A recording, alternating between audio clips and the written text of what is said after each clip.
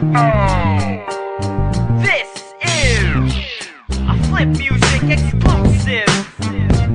Kagalang-galang na mga nilalang ng mundong ibabaw. Ito na pala ang pinakahihintay niyong lahat.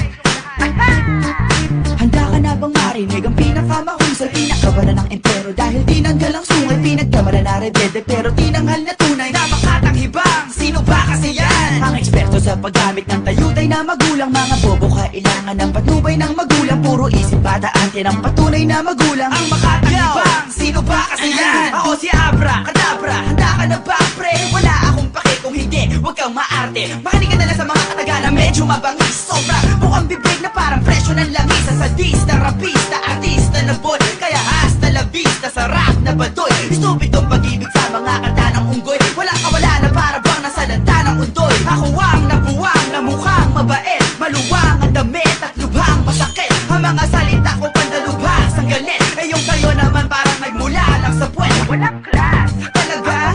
Mas decente ka kung ayaw mo kanta ko. Sana lang maaksidente ka, mahulog sa agdanan, malunod at makuryente ka. Ang Tagalog o Ingles sa akin magkakaleche-leche ka.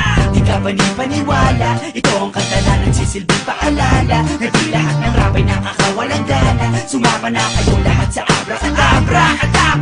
At talagang mahiwaga, sabihin sa pamilya at mga kabarkada, na di lahat ng rap ay nakakawalang gana. Sumama na kayong lahat sa Abra, Kadabra. Hindi ko kayang kumuha ng kuneho sa aking sombrero, pero kaya kong kumain na espada na merong yero. Hindi ito sterero, ako pa minsaneo. Muupo sa dingding o kaya tulog sa kisame. Idol, naniniwala po ako na totoo. Problema ng Pinas, marami ng mga uto-uto, punong-puno, kung kaya dugo ko ay kumuulo. O Diyos ko po, alam ko na hindi mo rin ginusto to, kaya biyaya mong handog, gagamitin ko. At kahit may pagkahambog, sasabihin ko na ako mismo humahanga din sa lyrics ko. Minsan nakikipag-appear